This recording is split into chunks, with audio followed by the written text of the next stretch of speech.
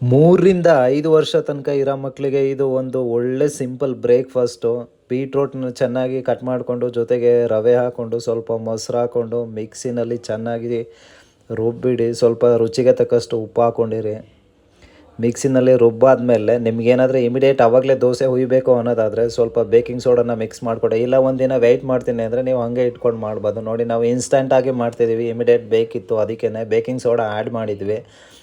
ದೋಸೆ ಕಲ್ಲು ರೆಡಿ ಇದೆ. ಈಗ ಬಿಡ್ತಾಯಿದ್ರೆ ದೋಸೆನ ಹಂಗೆ ಇನ್ನೊಂದು ಬೇಕು ಅನ್ನಬಾರ್ದ ನನ್ನ ಮಗಳು.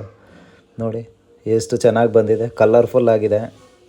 ಮತ್ತು ದೋಸೆನೂ ಹಂಗೆ ಸಖತ್ತಾಗಿ ಎದ್ದೇಳುತ್ತೆ. ನನ್ನ ಮಗಳಂತೂ ತುಂಬ ಟೇಸ್ಟ್ ಆಗಿತ್ತು ಅಂತ ಲಾಸ್ಟಲ್ಲಿ ಕಾಂಪ್ಲಿಮೆಂಟ್ಸ್ ಕೂಡ ಕೊಟ್ಟಿದ್ದಾಳೆ. ನೀವೇ ನೋಡ್ಬೋದು ವೀಡಿಯೋನಲ್ಲಿ.